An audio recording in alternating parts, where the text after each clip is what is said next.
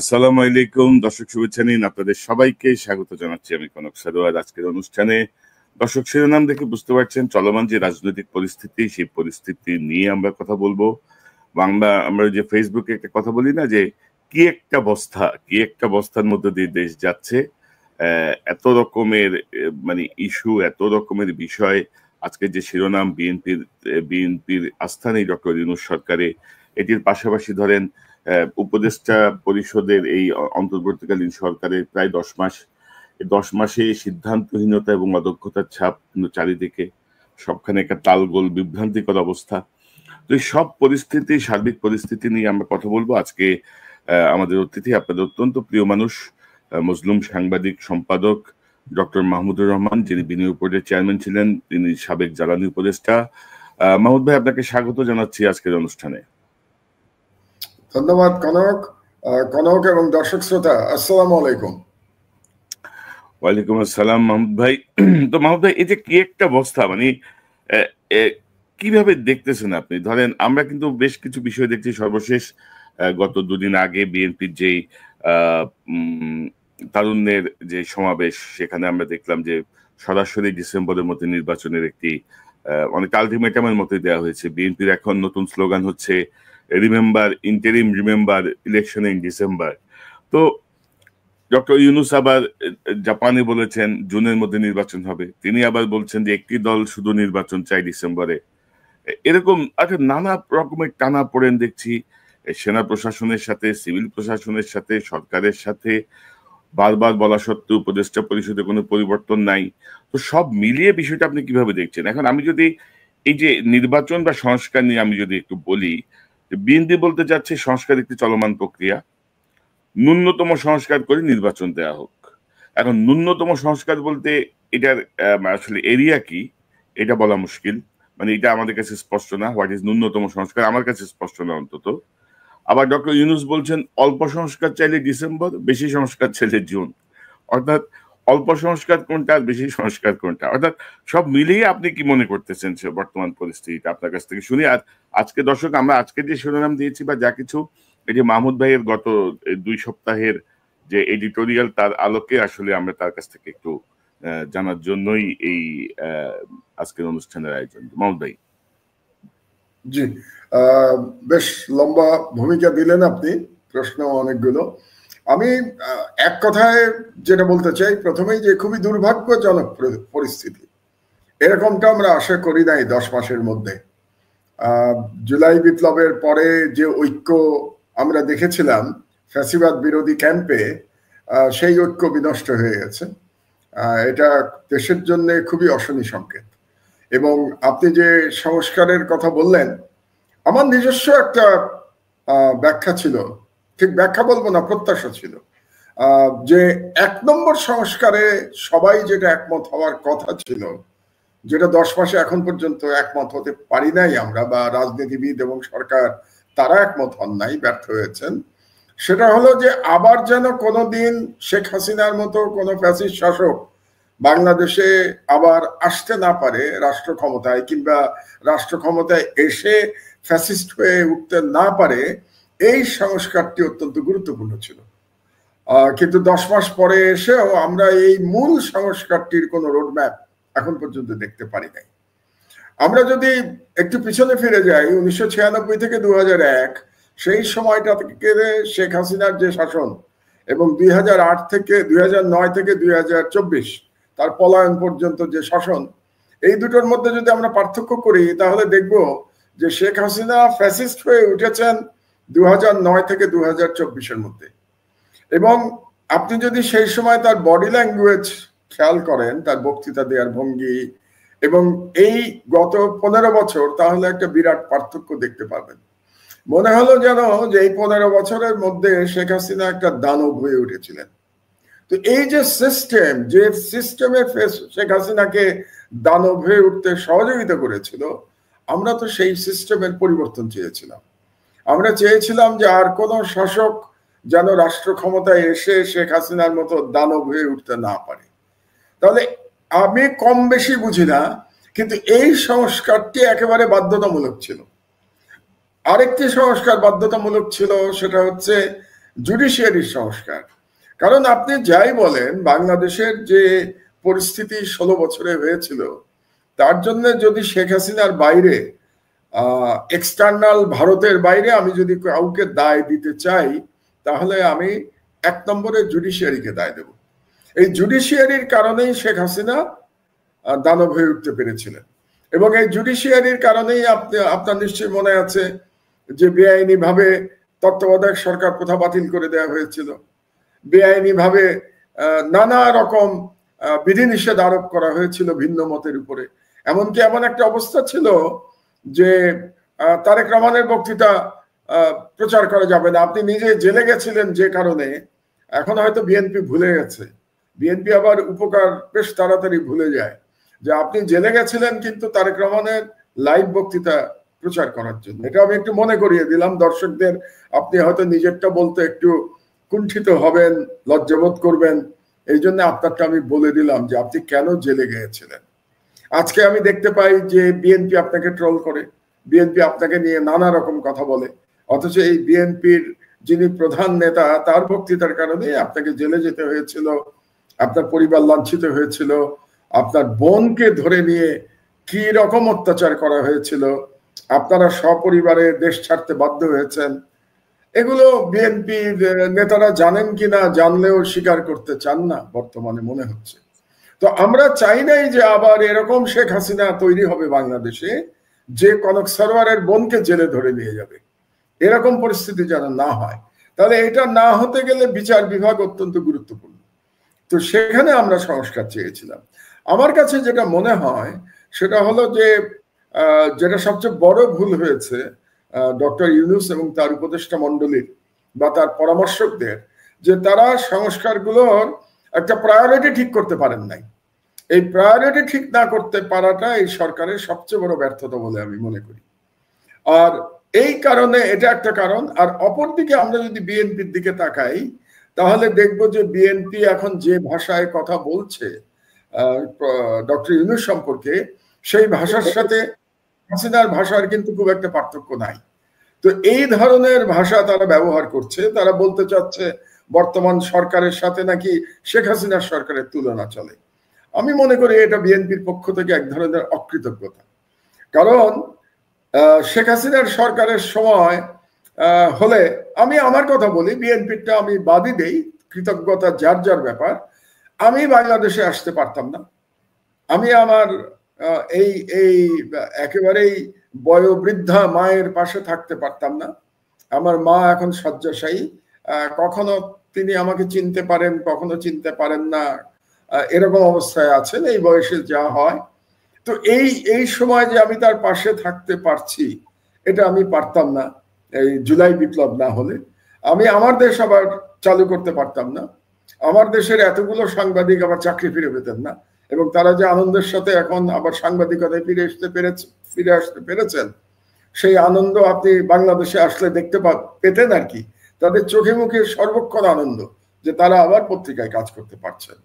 তো এটার জন্য আমি কিন্তু কৃতজ্ঞ, আমার দেশ পরিবার কিন্তু কৃতজ্ঞ জুলাই বিপ্লবের কাছে, জুলাই বিপ্লবীদের কাছে। এখন বিপ্লবীদেরও অনেক ভুল হয়েছে। তো তাহলে আমি যেটা বলতে চাচ্ছি সেটা হলো যে বিএনপি যে ভাষায় কথা বলছে প্রফেসর ইউনূস সম্পর্কে, কিংবা তারা শেখ হাসিনার ল্যাঙ্গুয়েজ যে ব্যবহার করছে, এটাতে আমি অবাক হচ্ছি যে এই ভাষা তারা কিভাবে ব্যবহার করে, কিংবা বর্তমান সরকারকে কেমন করে তারা শেখ হাসিনার সরকারের সাথে তুলনা করতে পারে আমি জানি না। রাজনীতিবিদদের মন মানসিকতা আমি বুঝতে পারি না, কারণ আমি নিজে রাজনীতিবিদ নই। আর 3 নম্বর পক্ষ যেটা এই লড়াইয়ের মধ্যে, তারা যে ছাত্র নেতারা যারা জুলাই বিপ্লবে নেতৃত্ব দিয়েছিল, তারাও ব্যর্থ হয়েছে গত 10 মাসে। তারা নিজেদের একটা ভালো করে দল গোছাতে পারে নাই, এবং তাদের যে অনভিজ্ঞতা এটা প্রতি পদে পদে দেখা গেছে। তাদের মধ্যে যে আদর্শিক বিরোধ আছে এটা দেখা গেছে। তারা ঠিক করতে পারছে না এখনো যে তারা তাদের আদর্শ হিসেবে কোনটাকে ধরে দেবে। আদর্শ হিসেবে তারা একটা মধ্যপন্থার দিকে বোধহয় থাকতে চাচ্ছে। তারা একটু ইসলাম প্রশ্নে মাঝে মাঝে তাদের কোনো কোনো নেতাকে একটু অস্বস্তিকর অবস্থায় দেখা যাচ্ছে। তারা আবার কেউ কেউ পোস্ট দিচ্ছেন, পোস্ট দিয়ে আবার পোস্ট মুছে ফেলছেন, আবার পোস্ট দেওয়ার জন্য দুঃখ প্রকাশ করছেন। এটাও একটা আশ্চর্য ব্যাপার যে বর্তমান সরকারি উপদেষ্টারা কথায় কথায় পোস্ট দেন, স্ট্যাটাস দেন বিভিন্ন জায়গায়, ইনস্টাগ্রামে কিংবা ফেসবুকে। তারা জানেন না যে উপদেষ্টার চেয়ারে বসে এগুলো করা যায় না। তো এই কমন সেন্স যাদের নাই তারা কিভাবে রাষ্ট্র চালাবেন? সুতরাং ছাত্ররাও যেটা করেছে, তারা দল করতে পারেনি। এবং তার চেয়ে বড় কথা হলো যে কোন কোন ছাত্র নেতার নামে দুর্নীতির অভিযোগ উঠছে, এটাও খুব দুর্ভাগ্যজনক। আপনি জানেন যে দুজন উপদেষ্টার সম্ভবত পিএসকে তাদের বিরুদ্ধে তদন্ত চলছে এবং তাদের বিদেশ যাওয়ার উপরে বিধিনিষেধ আরোপ করা হয়েছে দুদকের তরফ থেকে। তো সেটাও আমরা কিন্তু ভাবি নাই যে 10 মাসের মধ্যে এই সরকারের কোন উপদেষ্টার অথবা তার পিএস এর বিরুদ্ধে দুর্নীতির অভিযোগ উঠবে। তো সব মিলে আমি যেটা দেখতে পাচ্ছি যে একটা মুখোমুখি অবস্থানে দাঁড়িয়ে গেছে, এবং এমন মুখোমুখি অবস্থানে দাঁড়িয়ে গেছে যে আমি বাংলাদেশের ভবিষ্যৎ নিয়ে শঙ্কিত বোধ করছি। এবং আরো দুর্ভাগ্যজনক হচ্ছে যে জুলাই বিপ্লবের যে ঐক্যে ফাটল ধরার সুযোগে কিন্তু বাংলাদেশে যারা ফ্যাসিবাদের দোসর ছিল তারা মাঠে নেমে পড়েছে। আমি দেখলাম যে কিছু বামপন্থী দল আজকে বিবৃতি দিয়েছেন ইউনূসের বিরুদ্ধে এবং বলতে গেলে বিএনপির পক্ষে। এই বামপন্থী দলগুলো কিন্তু ফ্যাসিবাদের সহযোগী ছিল। আজকে জাতীয় পার্টি মাঠে নামার হুমকি দেয় যে আগামীকাল থেকে তারা মাঠে নামবে। এই জাতীয় পার্টি ফ্যাসিবাদের দোসর ছিল। তো এই ফ্যাসিবাদের দোসর এই বামপন্থী দলগুলো, সিপিবি এবং এই জাতীয় দল যারা সারাক্ষণ দালালি করেছে হাসিনার, এবং জাতীয় পার্টি, তারা নামার সাহস পাচ্ছে কারণ জুলাই বিপ্লবে ঐক্য আর নাই। আর একটা দুর্ভাগ্যজনক ব্যাপার হচ্ছে যে ভারত থেকে যে বয়ান দেয়া হচ্ছে নির্বাচনের ব্যাপারে, সেই বয়ান সাথে বিএনপির বয়ান এবং আমাদের সেনা প্রধানের বয়ান মিলে যাচ্ছে। এটা খুব দুর্ভাগ্যজনক। আমি জানি না ভারত এটা ইচ্ছা করে করছে কিনা, সেটা আমার জানা নাই। কারণ হচ্ছে যে নির্বাচন নিয়ে ভারত এক্স্যাক্টলি যা বলছে একই কথা বিএনপি, একই কথা বাংলাদেশের আর্মি চিফ বলছেন। এমনও হতে পারে ভারত এটা বাংলাদেশের মিলিটারি প্রধান এবং বিএনপিকে বিতর্কিত করবার জন্য করছেন, হতেও পারে। আমি বলছি আর কি যে তারা হয়তো এগুলো বলে তারা বিতর্কিত করছেন বিএনপিকে, তারা বিতর্কিত করছেন সেনাপ্রধানকে এবং বাংলাদেশের ফাটলটাকে আরো বিস্তৃত করছেন। তো এই অবস্থার মধ্যে এই যে মুখোমুখি অবস্থান, মানে এখন শুধু বাকি আছে বিএনপির বলা হাসিনার মতো যে ইউনূসকে পদ্মায় 2টা চুবান দিয়ে আসো, 2বার চুবাবা কিন্তু মরে না যায়, এরকম বলাটা শুধু বাকি আছে মনে হচ্ছে বিএনপির তরফ থেকে। এছাড়া যে ভাষাগুলো ব্যবহার করা হচ্ছে তাকে সুৎখর বলা হচ্ছে।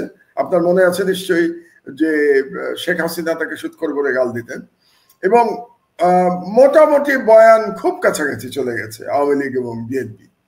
এবং এইদিকে আবার প্রফেসর ইউনূসের আমি একটু সমালোচনা করতে চাই যে তিনি জাপানে গিয়ে বাংলাদেশের রাজনীতি নিয়ে কথা না বলাটা ওনার সমীচীন হয় নাই। এবং তিনি যে বলেছেন একটি দল শুধু নির্বাচন চাচ্ছে, অন্যরা নির্বাচন চাচ্ছে না, এই বক্তব্যটা হয়তো তিনি বিরক্ত হয়ে বলেছেন, কিন্তু প্রধান উপদেষ্টা চেয়ারে বসে ওনার বিরক্তিটা পাবলিক করাটা সমীচীন হয় নাই। কাজেই এই অবস্থার মধ্যে প্রফেসর ইউনূস আগামীকাল ফিরে আসবেন এবং ফিরে আসলে পরে বোঝা যাবে যে কোন দিকে করাচ্ছে। তো মাহমুদ ভাই, ধরেন এখন যে গ্যাপটা, ধরেন বিএনপি বলছে ডিসেম্বরে নির্বাচন, সরকার বলছে জুনে নির্বাচন, ফারাক হচ্ছে কিন্তু 6 মাসের, ডিসেম্বর জুন। তো এই 6 মাসে কি মহাভারত অশুদ্ধ হবে? বা এই বিএনপির এই কেন এই 6 মাসের গ্যাপটা কেউ বিএনপি মানতে চাচ্ছে না, এটা একটা বিষয়। আরেকটা বিষয় হচ্ছে যেটা বারবার বিএনপি থেকে বা বিরোধী দলগুলো থেকে বলা হচ্ছে যে আপনি একটা রোডম্যাপ দেন। সরকার কিন্তু কোনো রোডম্যাপ দিচ্ছে না। তো সরকার বললেই হয় যে আমরা একটা কার্য, রোডম্যাপটা মানে কি, যে আমার ইলেকশন কমিশন এইভাবে ভোটার তালিকা সম্পন্ন হবে এত তারিখে, তফসিল ঘোষণা হবে এত তারিখে, নির্বাচনের সম্ভাব্য তারিখ এত, আমরা এইভাবে আমরা প্রস্তুতি নিচ্ছি। তো এই জায়গাটা কিন্তু সরকার কিন্তু এক ধরনের রিজিকনেস দেখাচ্ছে যে না, কোনো রোডম্যাপ নাই, বারবার বলা হচ্ছে। তো বিএনপি আবার এটাকে বড় একটা ইস্যু করছে যে আমরা তো নির্বাচন চাচ্ছি না, আমরা একটা রোডম্যাপ চাচ্ছিলাম, সেই রোডম্যাপ দিতে আপত্তি। তো আপনি কি মনে করেন ডিসেম্বর জুন রোডম্যাপ কি মনে করেন, কোথায় সমস্যা? না, এখন তো মূল সমস্যা হচ্ছে আস্থার সংকট।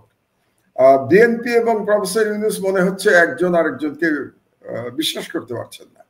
কারণ বিএনপির 6 মাসে খুব বেশি রিয়াক্ট করার কথা ছিল না, কিন্তু বিএনপি কেন রিয়াক্ট করছে? আজকে বিএনপির একজন সিনিয়র নেতা বলেছেন যে জুনে নির্বাচন হওয়া মানে আর কখনো নির্বাচনই হবে না।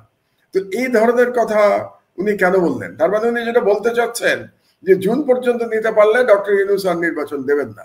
এটা আমার কাছে মনে হচ্ছে এটা খুব যুক্তিসঙ্গত কথা নয়। কিন্তু তারপরেও যেটা আপনার সাথে আমি একমত যে ইউনূস সাহেব বলছেন যে তার রোড ম্যাপ অনুযায়ী ডিসেম্বর থেকে জুনের মধ্যে উনি নির্বাচন দেবেন। তো এখন যেহেতু বিএনপি সেখানে আস্থা পাচ্ছে না, কাজেই প্রফেসর ইউনূসের একটু পরিষ্কার করা উচিত, খোলাসা করা উচিত যে কেন উনি জুন পর্যন্ত সময় চাচ্ছেন। এই জুন পর্যন্ত সময় পেলে উনি কি কি কাজ করবেন? তিনি যে বলছেন যে কম সংস্কার হলে ডিসেম্বর, বেশি সংস্কার হলে জুন, তো এখন বিএনপি যদি বলে যে আমরা কম সংস্কার চাই, তাহলে তো ওনার কথা অনুযায়ী ওনাকে ডিসেম্বরে নির্বাচন দিতে হবে। এখন কম সংস্কারটা মানেটা কি, এটা কিন্তু কেউ ডিফাইন করে নাই। আর বেশি সংস্কার মানে কি, এটাও কেউ ডিফাইন করে নাই। এটা না ডিফাইন করা হয়েছে বিএনপির কাছ থেকে, না ডিফাইন করা হয়েছে সরকারের তরফ থেকে। আমি আবার যেটা জেনেছি এখন পর্যন্ত যে মূল যে সংস্কারের ব্যাপার, একটা ফান্ডামেন্টাল যে পরপর দুবার প্রধানমন্ত্রী, বেশি প্রধানমন্ত্রী থাকতে পারবে না, এটা কিন্তু বিএনপিও একসময় প্রস্তাব করেছিল বলে আমার 31 দফার মধ্যে সম্ভবত এটাও একটা দফা আছে। তো এখন বিএনপি নাকি ওটা মানতে রাজি হচ্ছে না। তারা এখন নতুন থিওরি নিয়ে এসছে, তারা বলছে না পরপর 3 বার হতে পারবে না, অর্থাৎ 2 বার হবে, তারপরে একবার গ্যাপ দিয়ে আবার 2 বার হতে পারবে, এরকম একটা থিওরি বিএনপি নিয়ে আসছে, অনেকটা রাশিয়ার পুটিনের মতো। পুটিন কিন্তু এরকম থিওরি দিয়ে দিয়েই পুটিন এখন পর্যন্ত লম্বা সময় ক্ষমতায় টিকে আছে। আর সরকার থেকে বলা হচ্ছে 2 বারের বেশি প্রধানমন্ত্রী হতে পারবে না।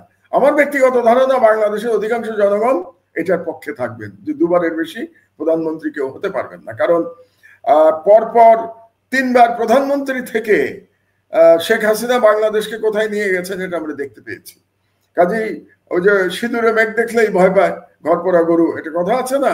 তো সেরকমই শেখ হাসিনাকে দেখে তো অবশ্যই বাংলাদেশের জনগণের মনে একটা ভয় আছে যে আবার একটা ফ্যাসিস্ট শাসক বাংলাদেশে চলে আসবে। কিন্তু ইউনূস সাহেবের যেটা সমস্যা হলো যে উনি এত রিজিড হয়ে আছেন, শুধু উনি বলে যাচ্ছেন ডিসেম্বর থেকে জুন, উনি ব্যাখ্যা করছেন না কেন জনগণকে যে কেন ওনার এই সময়টা দরকার, জুন হলে উনি কি কি কাজ করতে পারবেন, এবং এটা তো জনগণকে ওনার বোঝাতে হবে। এবং আমি মনে করি যে এখন পর্যন্ত সংস্কারের মূল সংস্কার যে কাজটা করছেন ডক্টর আলী রিয়াজ, এখন পর্যন্ত তাদের প্রোগ্রেস তো নাই বললেই চলে। এখন শুনছি যে আরেক রাউন্ড নাকি তারা আলোচনা করবেন, আলাপ আলোচনা করবেন দলগুলোর সাথে।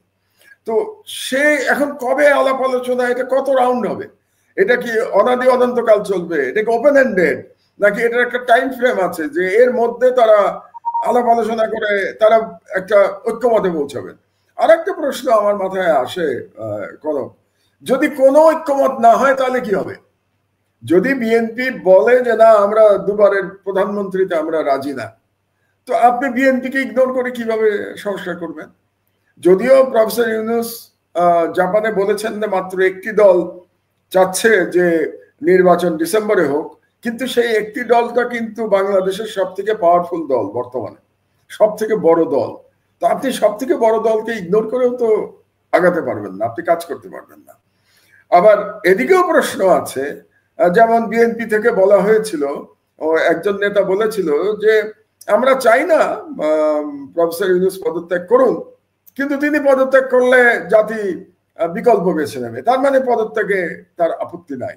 কিন্তু তিনি যেটা বললেন, তিনি কি বুঝতে পেরেছেন তিনি কি বলেছেন? কারণ হচ্ছে যে ধরুন আমরা যদি হাইপোথেটিক্যালি ধরে নেই ইউনূস সাহেব পদত্যাগ করলেন, তাহলে কে হবেন প্রধান উপদেষ্টা? এ ব্যাপারে কি বাংলাদেশের যে দলগুলো তারা একমত হতে পারবে? জামাত, বিএনপি এবং এনসিপি, অন্য দলের কথা আমি বাদই দিলাম। এনসিপি যদিও দল হিসেবে খুব ছোট, কিন্তু যেহেতু তারা জুলাই বিপ্লবের নেতৃত্ব যারা দিয়েছে তারাই এই দলটা করেছে, তার একটা আলাদা মূল্য আছে এই দলের। ভোটের মাঠে না হোক, কিন্তু পিপল পারসেপশনে এই দলের একটা মূল্য আছে। তো আপনি এই দলকে ইগনোর করতে পারবেন না। তাহলে পরবর্তী যিনি সরকার প্রধান হবেন তার ব্যাপারে আমি তো নিশ্চিত যে বিএনপি, জামাত এবং এনসিপি একমত হতে পারবে না। তো একমত না হলে তখন দেশের কি অবস্থা হবে? তাহলে আপনারা কি আবার একটা 111-2 এর দিকে আগাচ্ছেন? এবং 111-2 যদি বাংলাদেশে হয়, এটা কি বিএনপির জন্যও খুব ভালো হবে? 111 এর অভিজ্ঞতা বিএনপির তো মনে থাকার কথা, এবং বিএনপি সব থেকে বেশি ক্ষতিগ্রস্ত হয়েছিল 111 সময়, সব থেকে বেশি অত্যাচারিত হয়েছিল। তো এই অবস্থায় তারা 111-2 এর দিকে যদি দেশকে ঠেলে দেয় বিএনপি, তাহলে এর ভবিষ্যৎ কনসিকুয়েন্স আমাদের সবাইকে ভোগ করতে হবে, তার সাথে বিএনপিও কেউ ভোগ করতে হবে। কাজে আমি যেটা বলতে চাই যে সবাই একটু দায়িত্বশীল হন, একটু দায়িত্বশীল আচরণ করুন। আপনারা কিন্তু আবার ভারতীয় সাম্রাজ্যবাদকে, ভারতীয় হেজেমনিকে বাংলাদেশে প্রবেশ করবার সুযোগ করে দিচ্ছেন। এবং আমি জানি না আপনি দেখেছেন কিনা, আজকে একটা খবর পেলাম আমরা যে চিকেন নেকের এখানে তারা নাকি রাফায়েল জেট নিয়ে এসছে। রাফায়েল জেট নিয়ে কাকে ভয় দেখাচ্ছে ইন্ডিয়া? রাফায়েল জেট নিয়ে তার চীনকে ভয় দেখাচ্ছে না, রাফায়েল জেট দিয়ে বাংলাদেশকে ভয় দেখাতে যাচ্ছে। যদিও রাফায়েল জেট নিয়ে তো ভয় পাওয়ার কিছু নাই, পাকিস্তানে তো রাফায়েল জেট আমরা দেখেছি যে রাফায়েল জেট কিভাবে ভূপাতিত হয়েছে পাকিস্তানে। কিন্তু আবার মনে রাখতে হবে, আপনি নিশ্চয়ই মনে আছে যে শেখ হাসিনাকে যখন বাংলাদেশ থেকে পালিয়ে গেল শেখ হাসিনা, ভারতের সহায়তা এবং বাংলাদেশের সেনাবাহিনীর লোকজন, বিমান বাহিনীর লোকজন তাদেরকে বিমানে করে দিল্লিতে দিয়ে আসলো ভারতের সাথে আলাপ আলোচনা ক্রমে, তখন ভারতীয় বর্ডার থেকে, সীমান্ত থেকে রাফায়েল জেট পাহারা দিয়ে নিয়ে গেছিল শেখ হাসিনাকে, বহনকারী বিমানটাকে পাহারা দিয়ে নিয়ে গেছিল। সুতরাং রাফায়েল জেট এনে ভারত তার মাসল দেখাচ্ছে বাংলাদেশকে, এবং এই যে মাসল দেখাচ্ছে, এটা কি আমাদের জন্য সম্মানের হচ্ছে? বিএনপির জন্য সম্মানের হচ্ছে? আমাদের সেনাবাহিনীর জন্য সম্মানের হচ্ছে? ইউনুসের জন্য তো হচ্ছে নাই। এবং এই মুহূর্তে ইউনুস যদি চলে যায়, তাহলে সব থেকে বেশি খুশি হবে ভারত, তাই না? কারণ ভারতের কাছে ডক্টর ইউনুস হলো সব থেকে আপত্তি, মানে এনিমি নাম্বার 1 প্রফেসর ইউনুস। কারণ গত 10 মাস ধরে ডক্টর ইউনুস যেভাবে ভারতের সমস্ত হুমকিকে মোকাবেলা করেছেন, এই ব্যাপারে তার প্রশংসা করতে হবে। আমি ডক্টর ইউনুসের সরকার পরিচালনার অনেক কিছু সমালোচনা করি। আমি একটু আগে দুর্নীতির কথা বললাম, এবং তিনি যে রোডম্যাপ দিচ্ছেন না, সংস্কারের ডিফাইন করছেন না, এটার সমালোচনা করলাম। তিনি জাপানে গিয়ে যে বাংলাদেশের অভ্যন্তরীণ রাজনীতির কথা বলেছেন, তার সমালোচনা করলাম।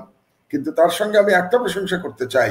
আমি মনে করি বাংলাদেশের ইতিহাসে শহীদ প্রেসিডেন্ট জিয়াউর রহমানের পরে ভারতের হুমকি যদি কেউ সাকসেসফুলি মোকাবেলা করে থাকেন, তাহলে তিনি হচ্ছেন ডক্টর ইউনুস। তো এই প্রসঙ্গে আবার আমি স্মরণ করতে চাই যে আজকে কিন্তু শহীদ প্রেসিডেন্ট জিয়াউর রহমানের শাহাদাত বার্ষিকী। তার বিদেহী আত্মার প্রতি আমি শ্রদ্ধা জানাই, এবং আপনাকে অনেকবার বলেছি, আমি আমার বক্তৃতায় অনেকবার বলেছি যে বাংলাদেশে আমার আদর্শের রাজনীতিবিদের নাম হচ্ছে শহীদ প্রেসিডেন্ট জিয়াউর রহমান। কারণ তার সততা, তার সাহস, তার দেশপ্রেম আমাকে সারা জীবন অনুপ্রাণিত করেছে, যদিও আমি কোনোদিন সরাসরি রাজনীতি করি নাই। জিয়াউর রহমানের পরে আমি মনে করি ইউনুস সাহেবের মতো করে কেউ ভারতকে এত কনফিডেন্সের সাথে মোকাবেলা করেন নাই।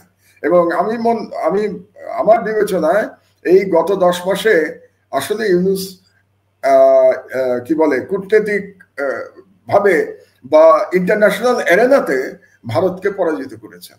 এটা আমাদের জন্য খুব গর্বের কথা। তো আমি যেটা সবসময় বলার চেষ্টা করি, যার যেটা প্রাপ্য তাকে সেটা দেওয়া উচিত। কাজে আমার আহ্বান থাকবে সব রাজনীতিবিদদের প্রতি যে তারা যেন, রাজনীতিবিদ এবং সরকার উভয়ের প্রতি আমার আহ্বান থাকবে যে আপনারা দায়িত্বশীল আচরণ করুন। যে ভারতকে আমরা পরাজিত করতে পেরেছি আমাদের মহান জুলাই বিপ্লবের মাধ্যমে, আল্লাহর ওয়াস্তে সেই ভারতীয় সাম্রাজ্যবাদকে আপনারা আবার বাংলাদেশে ডেকে নিয়ে আসবেন না। জি মাহমুদ ভাই, শহীদ রাষ্ট্রপতি জিয়াউর রহমানের এই মৃত্যুবার্ষিকীতে আমরা তার আপনার মাগফিরাত কামনা করি। আমাদের আসলে এটা পয়েন্টে ছিল, আমরা শেষের দিকে এটা নিয়ে আলোচনা করতাম, একটা কম্পারেটিভ বিশ্লেষণের দিকে যাওয়ার ইচ্ছা ছিল। যাই হোক, প্রসঙ্গটা এসছে। আমি যে প্রসঙ্গটা আপনি বলছিলেন যে ধরেন আমি যদি একটু দেখাই যে আমাদের কোন রাজনৈতিক দলও করবে না। বাংলাদেশে যদি আপনি ফ্যাসিবাদের উত্থান আটকাতে চান, তাহলে প্রধান নির্বাহীর ক্ষমতার সাথে পার্লামেন্টের ক্ষমতার যদি একটা ব্যালেন্স না হয়, আপনি ফ্যাসিবাদের উত্থান আটকাতে পারবেন না। এবং আমরা দেখেছি যে এই ওয়েস্টমিনস্টার স্টাইলের যে ডেমোক্রেসি আমরা চর্চা করছি, এই স্টাইলের ডেমোক্রেসি শেখ হাসিনার মতো ফ্যাসিবাদ আমাদেরকে উপহার দিয়েছে। সুতরাং আমি বেশ কিছুদিন আগে, মাস দুয়েক আগে সম্ভবত, আমি রাওয়াতে একটা বক্তৃতা করেছিলাম বাংলাদেশের সংস্কারের উপরে, এবং সেখানে আমি বলেছিলাম বাংলাদেশে আমি মনে করি রাষ্ট্রপতি শাসিত সিস্টেমে ফিরে যাওয়া উচিত, এবং রাষ্ট্রপতি শাসিত সিস্টেমটা আমেরিকার মতো হওয়া উচিত, যেখানে প্রেসিডেন্ট 2 বার নির্বাচিত হবেন, 2 বারের বেশি হতে পারবেন না, এবং প্রেসিডেন্টের সাথে পার্লামেন্টের, ওদের দেশে যেটাকে কংগ্রেস বলে এবং সিনেট বলে, ওদের তো দ্বিকক্ষ বিশিষ্ট, আপনি জানেন, আপনি তো আছেনই ওই দেশে, কাজে আমি আপনাকে আর কি শেখাচ্ছি। তো যেহেতু ওখানে কংগ্রেস এবং সিনেট আছে, তো কংগ্রেস সিনেটের সাথে প্রেসিডেন্টের ক্ষমতার ভারসাম্য আছে। তো বাংলাদেশেও আমি মনে করি একটা প্রেসিডেন্সিয়াল সিস্টেমে আমাদের যাওয়া উচিত, প্রাইম মিনিস্টারের পদের কোনো প্রয়োজন নাই, এবং পার্লামেন্টের সাথে সেই প্রেসিডেন্টের ক্ষমতার সরকার কিংবা বিএনপি মানবে। তো বিএনপি সবসময় যেটা বলে, তারা একেবারে 72-এর সংবিধানকে তাদের কাছে এখন খুব ভালো মনে হচ্ছে। কেন তারা 72-এর সংবিধানকে ভালো বলে? তাদের তো বলা উচিত ছিল যে আমরা শহীদ জিয়ার সংবিধানকে সাপোর্ট করি। তো শহীদ জিয়ার সংবিধান তো 72-এর সংবিধান ছিল না। 72-এর সংবিধানে তো শহীদ জিয়া অনেক কিছু পরিবর্তন করেছিলেন, এটা তো আমি একটু পরে আসছি কি কি পরিবর্তন করেছিলেন। তো 72-এর সংবিধানে যদি থাকতে চান আপনি, তার মানে পার্লামেন্টারি সিস্টেমে থাকবেন। সেক্ষেত্রে আমি মনে করি যে লাইনটাকে ডিসকানেক্ট হয়ে গেছিল, আই এম সরি। তো যেটা বলছিলাম যে 2 টার্মের বেশি যদি আপনি প্রধানমন্ত্রীর সিস্টেম রাখেন, তাহলে আবারও বাংলাদেশে ফ্যাসিবাদ ফিরে আসার আশঙ্কা থাকবে। কাজে আমি বাংলাদেশের একজন প্রবীণ নাগরিক হিসেবে আমার প্রত্যাশা হচ্ছে যে অবশ্যই এখানে ছাড় দেওয়ার কোনো সুযোগ নাই।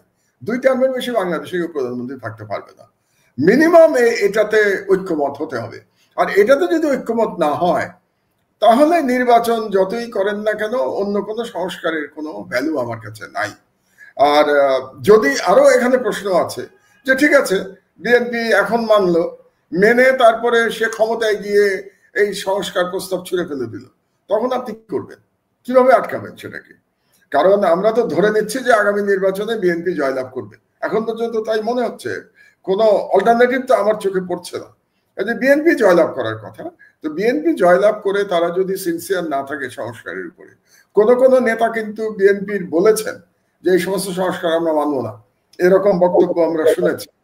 তো সেক্ষেত্রে বাংলাদেশের ভবিষ্যৎ আবারও আমাদের হয়তো লড়াইতে নামতে হবে, যেটা আমি আমার লেখায় আমি লিখেছিলাম এই বুধবারের আগের বুধবারে, যে জুলাই বিপ্লব অসমাপ্ত থেকে গেছে, হয়তোবা জুলাই বিপ্লব সমাপ্ত করতে হবে। তো এটা একটা আশঙ্কা তো আমাদের আছেই। কিন্তু আমি তো এখন যেটা দেখতে পাচ্ছি, তাতে কি নির্বাচন পর্যন্ত প্রফেসর ইউনূস টেনে নিয়ে যেতে পারবেন? কারণ আলটিমেটাম দিয়ে দিয়েছে বিএনপি, ডিসেম্বরের মধ্যেই নির্বাচন হতে হবে। এবং আলটিমেটাম কে দিয়েছে? বিএনপির যিনি কার্যত এখন প্রধান ব্যক্তি, তিনি দিয়েছেন, তারেক রহমান দিয়েছেন, যে ডিসেম্বরের মধ্যে নির্বাচন হতে হবে। So that's ultimatum. তো এই আলটিমেটাম যদি ইউনূস সাহেব না মানেন, তাহলে তো রাস্তায় তো শক্তি বিএনপি দেখাতেই পারে। তো রাস্তায় শক্তি দেখিয়ে যদি সরকার অচল করে দেয়, তাহলে বাংলাদেশ কি হবে আপনি আমি কেউই জানি না। সুতরাং আমার মনে হচ্ছে যে আগামী অন্তত 2 মাস বাংলাদেশের জন্য খুব গুরুত্বপূর্ণ, খুবই অনিশ্চয়তা বিরাজ করছে, এবং এই 2 মাস পরে আমরা বুঝতে পারবো যে আসলে কি আমরা একটা গণতান্ত্রিক ট্রানজিশন হবে, নাকি আবার আমরা অনিশ্চয়তার মধ্যে যাব, আবার কেওস শুরু হবে। আর একটি কথা আমি বলতে চাই, শহীদ জিয়ার প্রসঙ্গ যেহেতু এসছে আমাদের, এবং আমি বলছিলাম যে 72-এর সংবিধান আর শহীদ জিয়ার সংবিধানের মধ্যে পার্থক্যটা আমি একটু বলবো। 1 নম্বর হচ্ছে যে 72-এর সংবিধান বলে তো কিছু নাই, সংবিধান বলে তার এই সংবিধানকে শেখ মুজিবুর রহমানই ধ্বংস করে গেছিলেন, কারণ তিনি বাকশাল কায়েম করেছিলেন, একদলীয় রাষ্ট্র ব্যবস্থা। তো জিয়া রহমান সাহেব এসে আবার গণতন্ত্র ফিরিয়ে এনেছিলেন। তার থেকে একটা বড় ফান্ডামেন্টাল চেঞ্জ করেছিলেন জিয়াউর রহমান। তিনি আমাদের সংবিধানে বিসমিল্লাহির রহমানির রহিম নিয়ে এসেছিলেন। তিনি আমাদের সংবিধানে আল্লাহর প্রতি পূর্ণ আস্থা এবং ঈমান নিয়ে এসেছিলেন।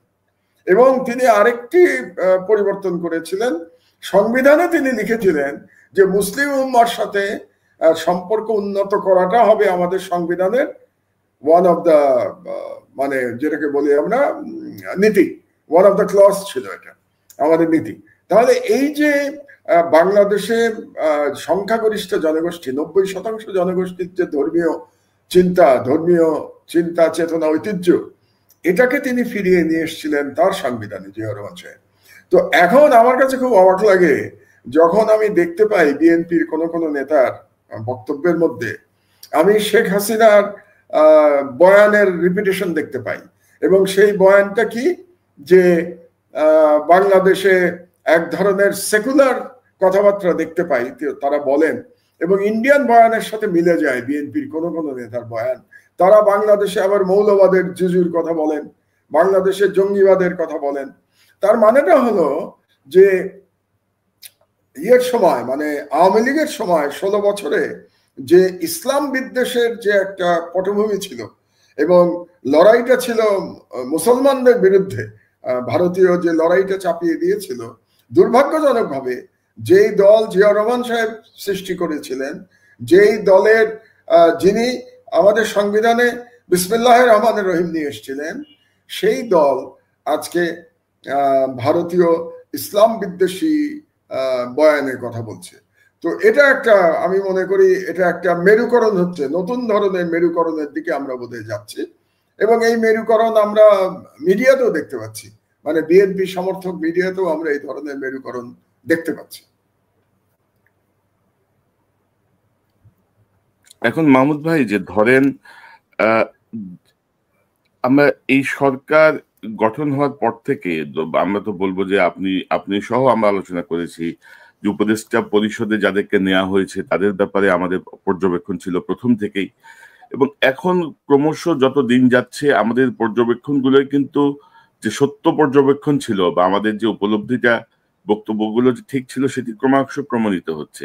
এবং আপনি যদি দেখেন যে 10 মাসে আপনি যদি প্রথমেই বলছিলেন জুডিশিয়ারির তেমন কোনো পরিবর্তনই হয় নাই, মানে কয়েকজন বিচারপতিকে মানে অবসর দেওয়া ছাড়া যে কার্যকর যে পরিবর্তনগুলো এগুলো কিছুই হয় নাই। সবাই সবার মতো বহাল এবং সবাই সবার মতো কাজ করে যাচ্ছে, উচ্চ আদালত থেকে নিম্ন আদালত পর্যন্ত। আইন মন্ত্রণালয় একটি অকার্যকর মন্ত্রণালয় হিসেবেই অনেকের কাছে মানে মনে হচ্ছে, প্রতিভাত হচ্ছে। তো এবং আপনি যদি দেখেন যে নানা রকমের প্রতিবিপ্লবের চেষ্টা হয়েছে একদম প্রথম দিন থেকেই, নানা রকমের আন্দোলন, নানা রকমের কর্মসূচি, আনসার বিদ্রোহ, উচ্চ আদালতের একটি বিদ্রোহ, কারা বিদ্রোহ, এটা সেটা, অর্থাৎ ইউনূস সরকার কিন্তু শান্তিতে থাকতে দিচ্ছে না। এবং এই প্রতি বিপ্লবের আশঙ্কা আপনি আরো করেন কিনা, এবং সাম্প্রতিক সময়ে আপনি দেখেছেন যে সেনাবাহিনীর সাথে অন্তর্বর্তী সরকারের একটি টার্মোয়েল পজিশনে আমরা দেখলাম যে একদম মুখোমুখি অবস্থান। তো সব মিলিয়ে আপনি কিভাবে দেখেন, এবং উপদেষ্টা পরিষদের ভেতরে কেউ স্যাবোটাজ করছে কিনা? আপনি যদি দেখেন যে আমি গতকাল একটি অনুষ্ঠান করেছি যে 22 তারিখে ডক্টর ইউনূসের পদত্যাগের বিষয়টা সামনে আসলো, 24 তারিখে জানা গেল যে তিনি পদত্যাগ করছেন না, 25 তারিখে সরকারি কর্মচারী অধ্যাদেশ বলে 25 বলে একটা অধ্যাদেশ জারি করে সচিবালয়কে আনস্টেবল করে দেওয়া হলো, একটা অস্থিরতা তৈরি করা হলো। তো সব মিলিয়ে আসলে প্রতি বিপ্লবের আশঙ্কা কতটুকু, বা এই প্রক্রিয়াটা একটু কি যদি বলেন, কারণ আওয়ামী লীগ বেপরোয়া হয়ে গেছে রিফাইন্ড ওয়েতে ঢুকতে বা সরাসরি ঢুকতে। আপনার বক্তব্যটা একটু শুনুন।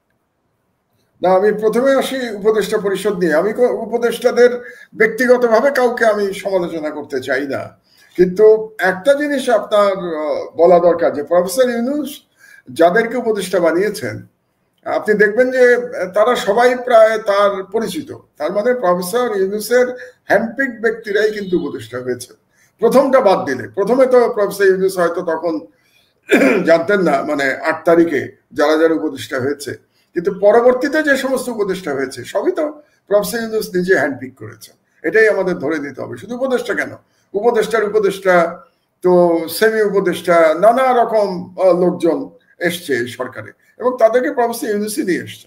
কাজে এটার দায় দায়িত্ব প্রফেসর ইউনূসকেই নিতে হবে। আমি ইন্ডিভিজুয়াল উপদেষ্টাদের এর জন্য দায়ী করতে চাচ্ছি না। এটা গেল প্রথম কথা। দ্বিতীয় হচ্ছে যে উপদেষ্টারা অনেক কাজে ব্যর্থ হয়েছে, আমি একমত, এবং এটা নিয়ে আমরা আগেও অনেকবার আলোচনা করেছি। কিন্তু সরকারের বর্তমানে যে অবস্থা, সেখানে উপদেষ্টা মণ্ডলীর পরিবর্তন করার আর সময় আছে বলে আমি মনে করি না। সেই পরিস্থিতি এখন নাই, এবং উপদেষ্টা মণ্ডলী পরিবর্তন করে প্রফেসর ইউনূস এটাকে সামাল দিতে পারবেন বর্তমান পরিস্থিতি, সেটাও আমার কাছে মনে হচ্ছে না। কারণ একটা সরকার টিকে থাকে দুটো ফোর্সের মাধ্যমে, এটা বুঝতে হবে আমাদেরকে। প্রফেসর ইউনূস রাজনীতিবিদ নন, এই জন্য হয়তো তিনি ব্যাপারটা বুঝতে পারছেন না। একটা হলো যে স্ট্রিট পাওয়ার, মানে যে দলটি ক্ষমতায় আছে তার স্ট্রিট পাওয়ার আছে কিনা, আর দ্বিতীয়টা হলো যে মিলিটারি তাকে কতটা, মানে মিলিটারি তো একটা ইনস্টিটিউশন, বাংলাদেশে ইনস্টিটিউশন হিসেবে মিলিটারি তাকে কতটা সাপোর্ট করছে। তো এই মুহূর্তে আমরা যদি প্রফেসর ইউনূসের সরকারের দিকে তাকাই, প্রফেসর ইউনূস কিন্তু এই মুহূর্তেও বাংলাদেশের সব থেকে জনপ্রিয় ব্যক্তি।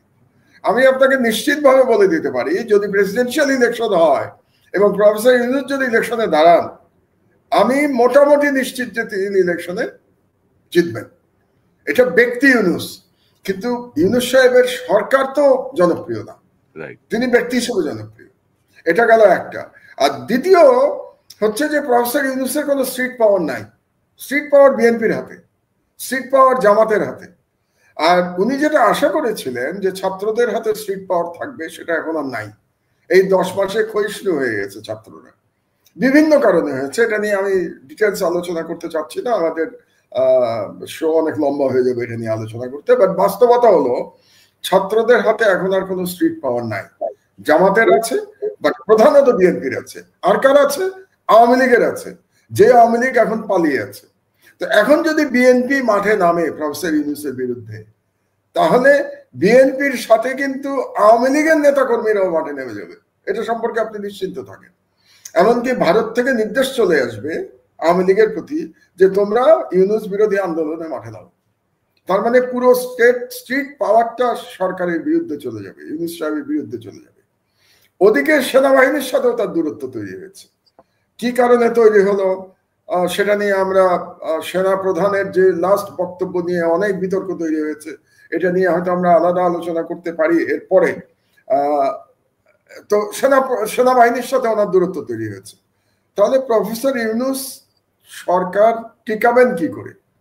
তার নিজের ব্যক্তিগত জনপ্রিয়তা নিয়ে কোনো সন্দেহ নাই, কিন্তু যদি একসঙ্গে সেনাবাহিনী তাকে সমর্থন না করে, যদি স্ট্রিট পাওয়ার তার পক্ষে না থাকে, তাহলে কি তার পক্ষে রাষ্ট্র পরিচালনা সম্ভব? এটা আমার প্রশ্ন। আর আপনি যে বিচার বিভাগের কথা বললেন, আপনি সম্পূর্ণভাবে রাইট। বিচার বিভাগে কোনো পরিবর্তন হয় নাই, শুধুমাত্র আপিলের বিভাগ চেঞ্জ হয়েছে, প্রধান বিচারপতি চেঞ্জ হয়েছেন এবং মাত্র কয়েকজন হাইকোর্টের বিচারপতি চেঞ্জ হয়েছেন। কিন্তু এই যে 15-16 বছরে বলতে গেলে বাংলাদেশের বিচার বিভাগ আওয়ামী বিচার বিভাগে পরিণত হয়েছিল, তার কোনো রিফর্মস কিন্তু এখন পর্যন্ত হয় নাই। তো সেই দিক দিয়ে এই সরকার এই 10 মাসে এটা করতে পারে নাই। তো এখন এই জন্য প্রফেসর ইউনূসের যেটা করা উচিত, আমি আমার আগে বক্তব্যে বলেছি যে তিনি তার প্রায়োরিটিটা ঠিক করে ফেলা উচিত ওনার। আমার মনে হয় প্রায়োরিটি ফিক্সিং এ এক ধরনের প্রবলেম ছিল। আর একটা আপনি খুব সঠিক কথা বলেছেন, যে পরিমাণ আন্দোলন ওনাকে মোকাবেলা করতে হয়েছে, সেই আন্দোলনের পরে উনি টিকে আছেন কি করে, আমি এটাই তো বুঝি না। আপনি কি জানেন কমসে কম 1000 খানেক ছোট বড় আন্দোলন ওনাকে মোকাবেলা করতে হয়েছে 10 মাসে, 1000 ছোট বড় মিলিয়ে। তার মধ্যে বড় আন্দোলন মোর দ্যান 300 আন্দোলন। তার মানে প্রতিদিন একটা করে নতুন ইস্যু নিয়ে মাঠে নেমেছে লোকে তার বিরুদ্ধে। এই সরকার তো টিকে থাকারই কথা না, টিকে আছে এটাও একটা আশ্চর্য। এবং সর্বশেষ এই কি বলে সচিবালয়ের কর্মচারীদের ব্যাপারে যেটা করা হয়েছে, এটাকে আমি কি বলবো, যদি কঠিন কথা বলি সরকার রাগ করবে, তারপরেও বলি আমার কাছে মনে হয়েছে ইটস স্টুপিডিটি। স্টুপিড ছাড়া কেউ এই অবস্থার মধ্যে, যেখানে প্রধান রাজনৈতিক দলের সাথে মুখোমুখি সম্পর্ক দাঁড়িয়ে আছে সরকার, যখন সেনাবাহিনীর সাথে দূরত্ব তৈরি হয়েছে বিভিন্ন কারণে, যার দোষই হোক না কেন, সেখানে আপনি আবার এই ধরনের একটা আইন নিয়ে আপনি যাচ্ছেন। তো আপনি কি স্টুপিড অথবা আপনি একেবারে শিশু, দুটোর একটা। আপনি কিছুই বুঝতে পারছেন না যে এটা কি অবস্থার মধ্যে আপনি পড়তে যাচ্ছেন। তো এটাকে কি বলবো, ইনএক্সপেরিয়েন্স গভর্নমেন্ট। ইউনূস সাহেবের পক্ষে একা সম্ভব হচ্ছে না, এবং ওনাকে যারা এই অ্যাডভাইস দিয়েছে এই ধরনের একটা অধ্যাদেশ করবার, তারা টাইমিং ইজ রং। আপনি এরকম অধ্যাদেশ দিলে আপনি এসেই করতেন, যখন সারা দেশ আপনার সাথে ছিল, তখন করলেন না কেন?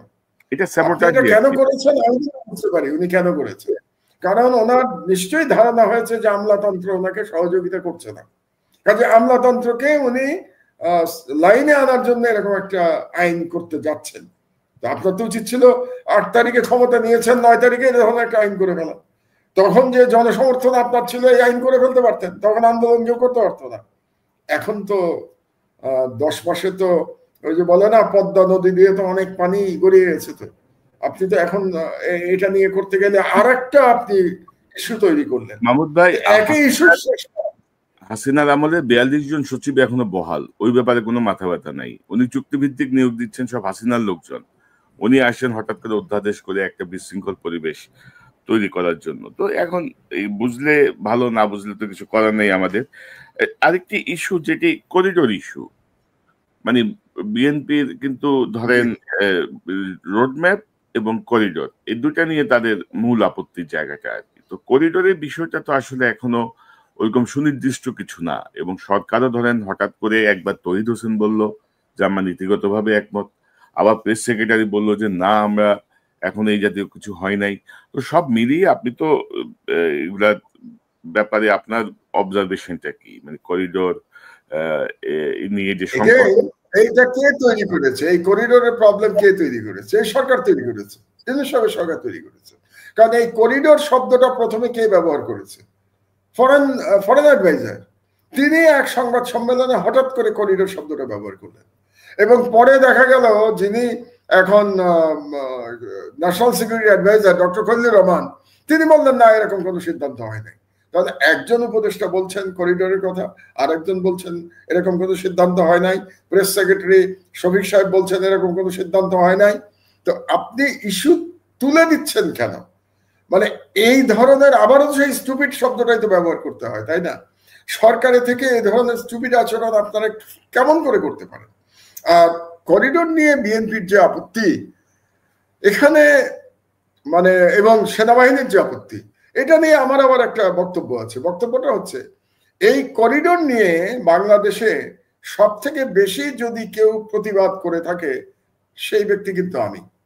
ভারতের করিডোর নিয়ে আমার থেকে বেশি কেউ প্রতিবাদ বাংলাদেশে করে নাই।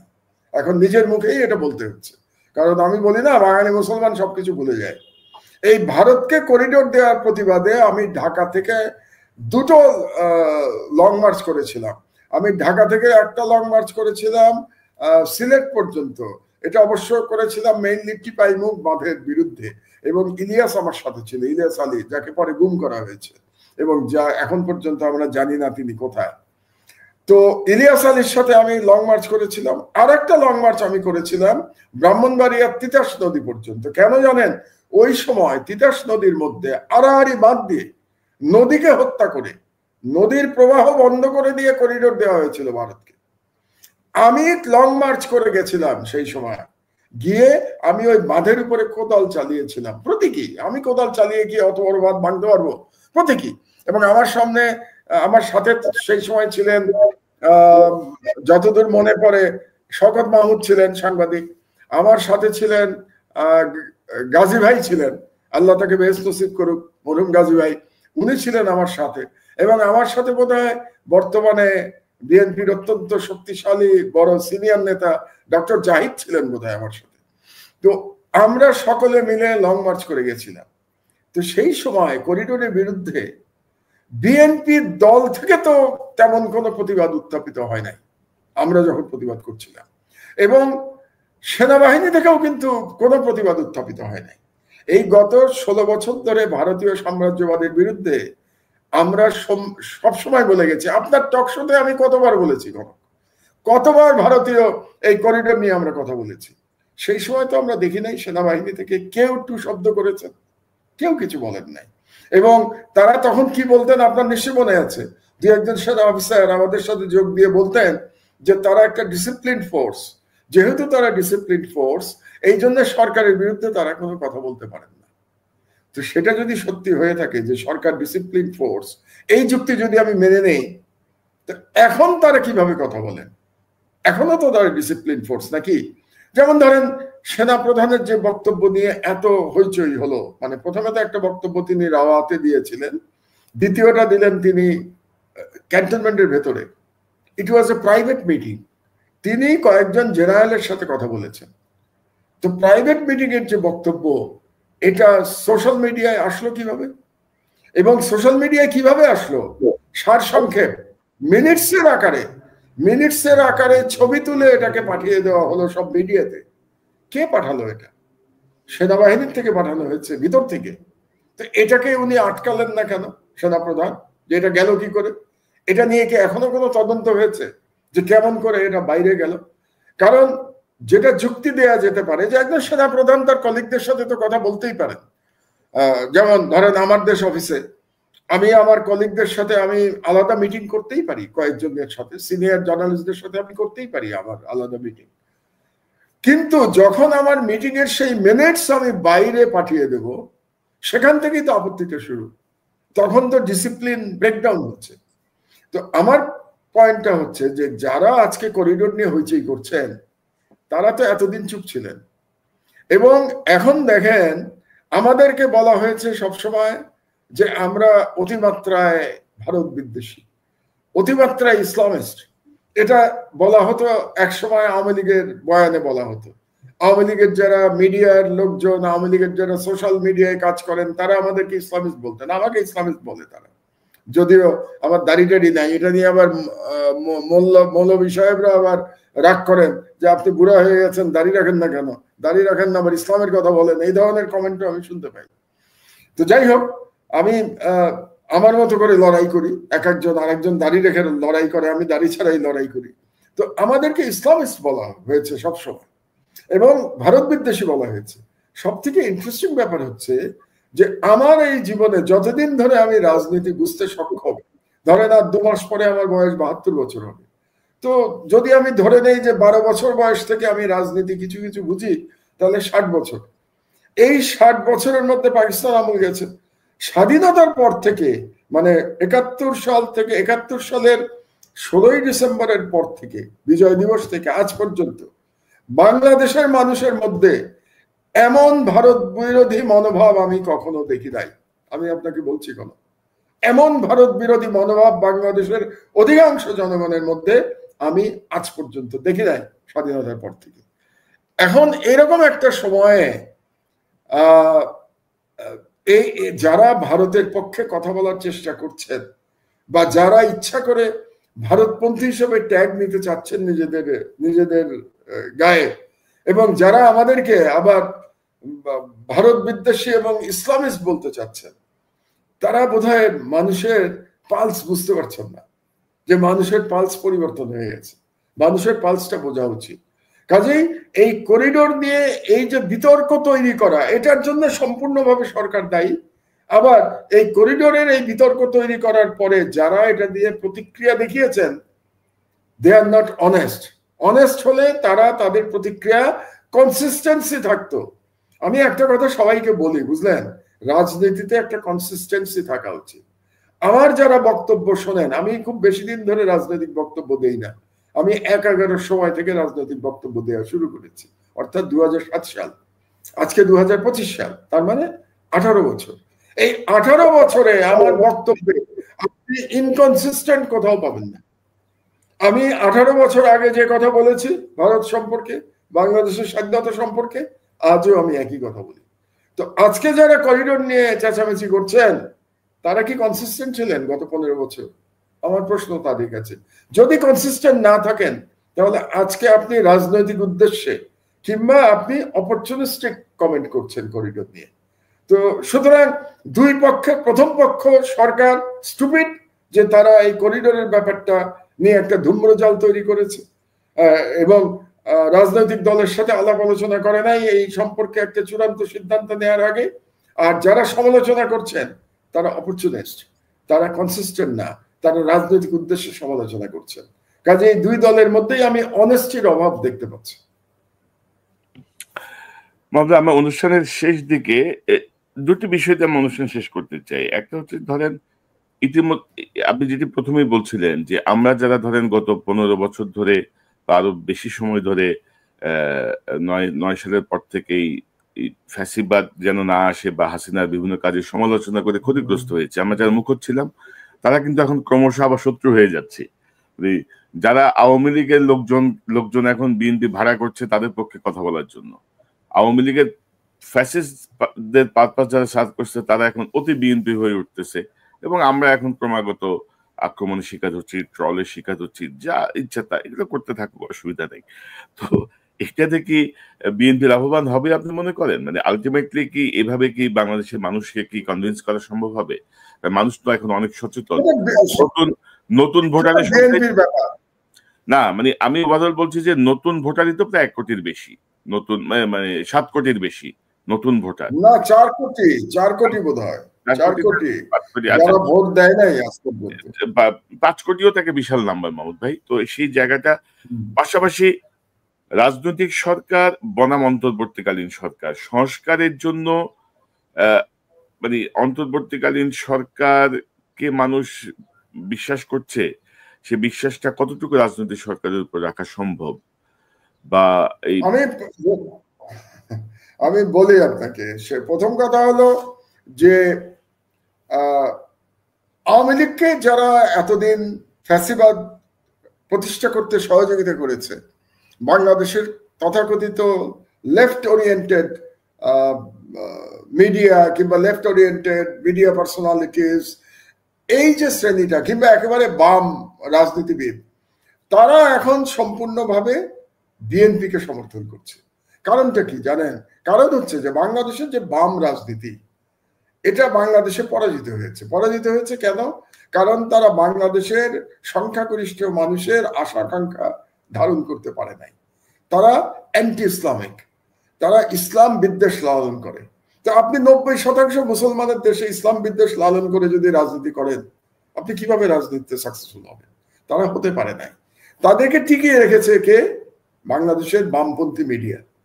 বাংলাদেশের অধিকাংশ মিডিয়া কিন্তু বামপন্থী অথবা ইসলাম বিদ্বেষী। আমি ইসলাম বিদ্বেষী বলি, আমি এদেরকে বামপন্থী বলি না, ইসলাম বিদ্বেষী বলি। তো বাংলাদেশের অধিকাংশ মিডিয়া ইসলাম বিদ্বেষী মিডিয়া এদেরকে নেতা বানিয়ে রেখেছে।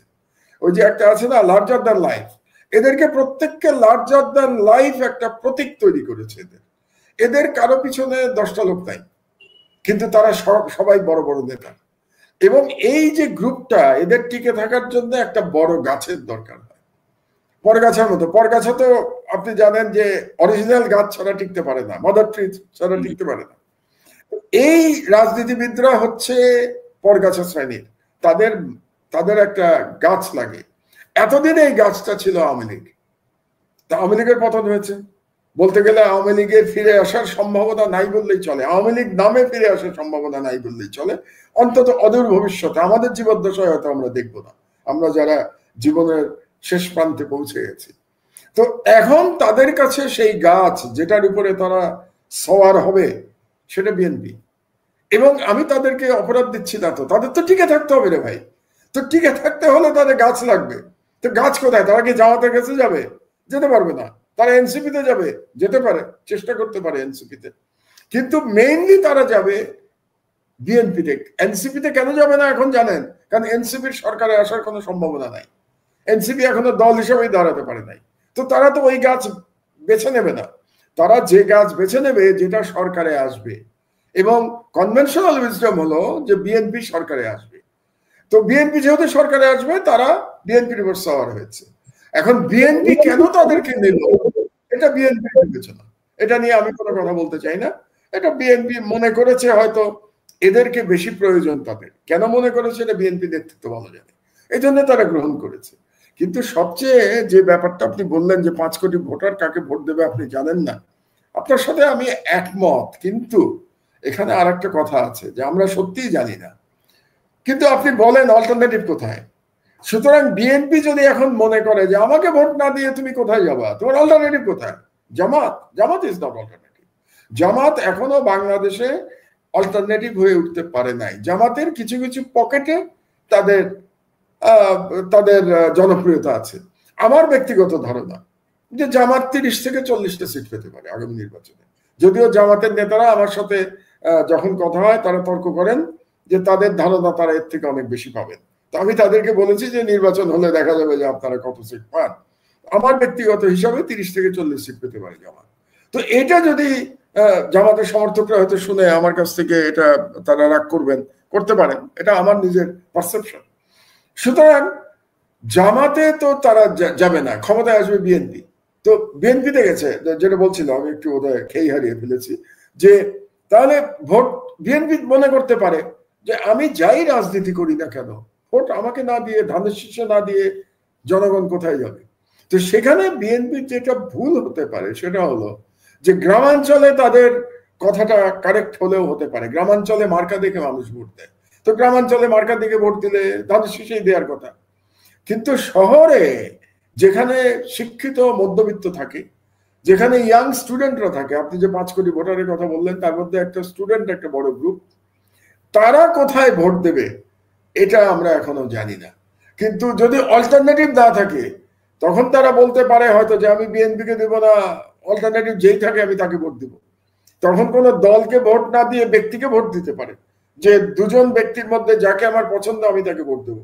এটা হবে কিনা আমি বলতে পারছি না, কিন্তু এখনো আমার ধারণা, এখনো আমি নিশ্চিত যে নির্বাচন হলে পরে বিএনপি জয়লাভ করবে। কিন্তু $1 বিলিয়ন কোশ্চেন হচ্ছে যে এই নির্বাচনটা কি ইউনিট সরকারের অধীনে হবে, নাকি আরেকটি কোন নতুন সরকারের অধীনে হবে, নাকি 111-2 গভর্নমেন্টের অধীনে হবে? আমাদের কিন্তু নির্বাচনে কে জিতবে বাদ দিয়ে এখন এটা নিয়ে বেশি চিন্তা করা উচিত, যে আমরা কি 111-2 দেখবো, নাকি ইউনুস সাহেবের জায়গায়, যেটা বিএনপির এক নেতা বলেছেন যে জাতি আর একজনকে খুঁজে নেবে, তো জাতি কাকে খুঁজে নেয় এটা দেখার অপেক্ষায় আছি।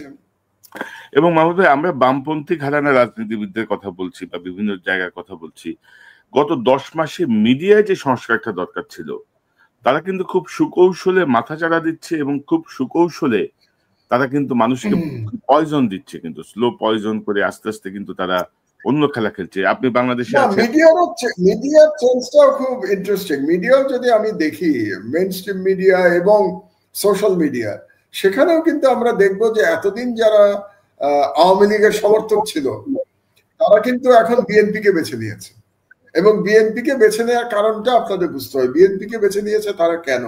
বেসিক্যালি এই মিডিয়া ভারত দ্বারা নিয়ন্ত্রিত। তো ভারতের কাছে এখন 1 নম্বর শত্রু কে? কোন 1 নম্বর শত্রু হচ্ছে প্রফেসর ইউনূস। তো প্রফেসর ইউনূস যদি শত্রু হয়ে থাকে তাহলে এবং এবং যাদেরকে প্রো ইসলামিক ট্যাগ দেওয়া হয় তারাই তো ভারতের শত্রু। সুতরাং এই মিডিয়া এই ইউনূস এবং প্রো ইসলামিক ট্যাগের মধ্যে যারা আছে তার বাইরে তারা মনে করছে বিএনপি কে তারা লেফটের দিকে নিয়ে আসতে পারবে। এই কারণে এই মিডিয়াগুলো এখন বিএনপি কে সাপোর্ট দিচ্ছে। কেন? যেই মিডিয়াতে এতদিন ধরে বিএনপির নেতাদের সম্পর্কে কুৎসা রটনা করা হতো, তারেক রহমান সম্পর্কে কুৎসা রটনা করা হতো, এখন প্রতিদিন তারেক রহমানের প্রশংসা করা হচ্ছে।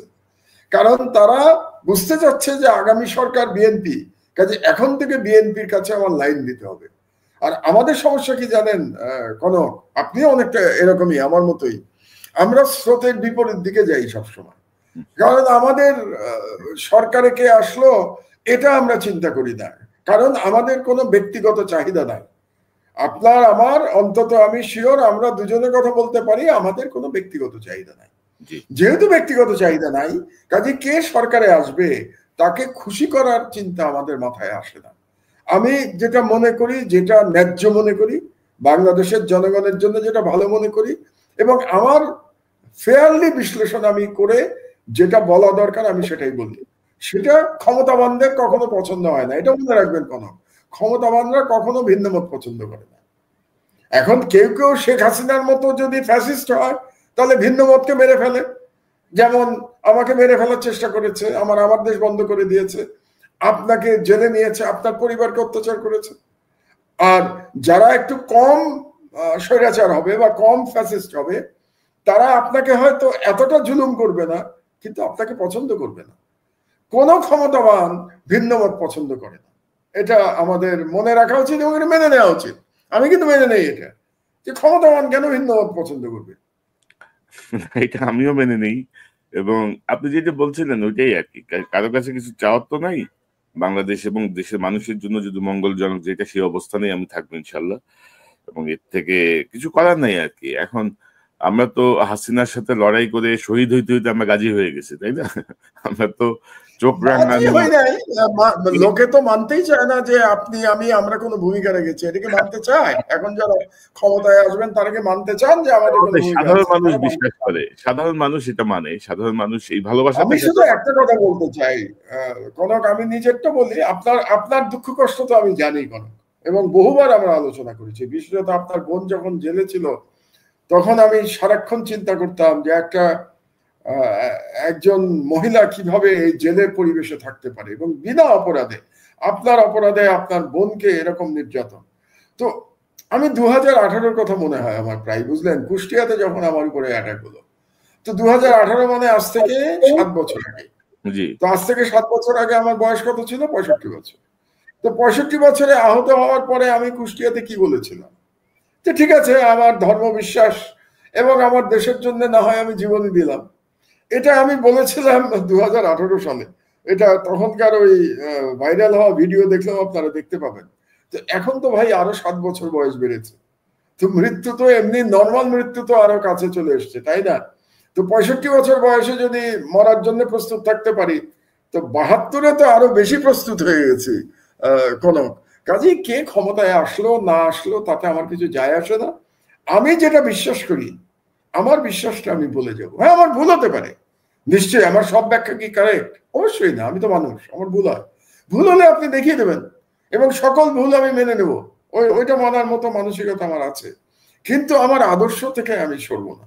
এই জন্য আবারও রিপিট করি, 18 বছর ধরে আমি যা বলেছি, আমি আমার বক্তব্যে, আমার রাজনীতিতে আমি কনসিস্টেন্সি বজায় রেখেছি। আজকে যদি কোনো বৃহৎ দল তাদের রাজনৈতিক ডিরেকশন চেঞ্জ করতে চায়, সেটা তাদের তাদের ইচ্ছা, এখানে তো আমার বলার কিছু নাই। কিন্তু আমার রাজনৈতিক অবস্থানের কোনো পরিবর্তন হবে না। না মাহমুদ ভাই, আপনি বাংলাদেশের একমাত্র ব্যক্তি বলবো আমি, যিনি আদালতে দাঁড়িয়ে ক্ষমা প্রার্থনা না করে আপনি আপনার অবস্থানে অনড় ছিলেন। 5 বছর জেল খাটছেন, প্রায় 37 দিন বোধহয় আপনি রিমান্ডে ছিলেন। 39 দিন। 39 দিন আপনি 39 দিন আপনি রিমান্ডে। পুলিশ রিমান্ডে ছিলেন, 5 বছর জেল খেটেছেন। আপনি আপোষ করেন নাই, এবং এই আপোষটা তো আপনার ব্যক্তি স্বার্থে না, কিন্তু আপনার ব্যক্তির এটাতে কোনো লাভবান বা ইয়ে হওয়ার কিছু হয়নি। তো যা করেছেন সার্বিকভাবে বাংলাদেশের জন্যই করেছেন, এবং মানুষ কিন্তু এটা স্মরণ করে। মানুষ এটা মানুষের ভালোবাসার জায়গাটাই, সাধারণ মানুষের ভালোবাসার আরেকটা জায়গাটাই। বলি আপনাকে, আরেকটা বলি, অ্যাজ এ প্রফেশনাল, আপনি সাংবাদিক, আমিও আজকে 18 বছর হয়ে গেল, আমারও তো সংবাদ মাধ্যমে 18 বছর হয়ে গেল না? তো কাজেই আপনারা আমাকে সম্পাদক মানতে চান আর না চান, 18 বছর কাটিয়ে দিয়েছি তো আমি পত্রিকায়, তাই না? তো এবং পত্রিকা আলহামদুলিল্লাহ 5 মাসের মধ্যে বাংলাদেশের সব থেকে জনপ্রিয় পত্রিকা হয়ে গেছে এই মুহূর্তে। তো সেটাও তো আমার মতো লোক যদি করতে পেরে থাকে, তাহলে তো আমি বুঝি। মিডিয়া না বুঝলে আমার দেশ কেন পপুলার হয়, তাই না?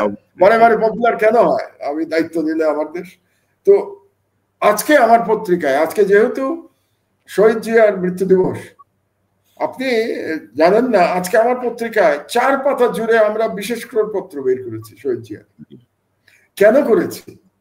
আমরা তো বিএনপির পন্থী নই, বিএনপির পত্রিকা তো না আমার দেশ, তাই না? আমার দেশ তো একদম ইন্ডিপেন্ডেন্ট পত্রিকা। বড় বিএনপি মনে করে, বিএনপির অনেক নেতা মনে করে যে আমার দেশ বিএনপির শত্রুপক্ষের পত্রিকা। তো সেই পত্রিকায় আজকে শহীদ জিয়ার 4 পাতার, আমি শিওর আজকে শহীদ জিয়ার 4 পাতা ক্রোড়পত্র আমার দেশ ছাড়া অন্য কোনো পত্রিকায় ছাপা হয়নি। না করেনি। তার মানে হচ্ছে আমি যে কনসিস্টেন্সি কথাটা আমি ইউজ করেছি কখন, তার মানে আমি যে বক্তব্য 18 বছর ধরে দিয়ে এসছি, আজ পর্যন্ত আমি সেখানে অনড় আছি। জিয়াউর রহমানকে যতটা শ্রদ্ধা জানানোর দরকার, অতটা শ্রদ্ধা আমি আজকেও জানিয়ে যাচ্ছি। কারণ আমার রাজনীতি পরিবর্তন হয় নাই, কিন্তু শহীদ জিয়ার হাতে গড়া দলের কোন কোন মানুষের রাজনীতির হয়তো পরিবর্তন হয়ে গেছে। সেটা তো আপনার আমার করার কিছু নাই। তারা তাদের রাজনীতি পরিবর্তন করতেই পারে, যে কোনো কারণে করতে পারে, এটা তাদের স্বাধীনতা আছে।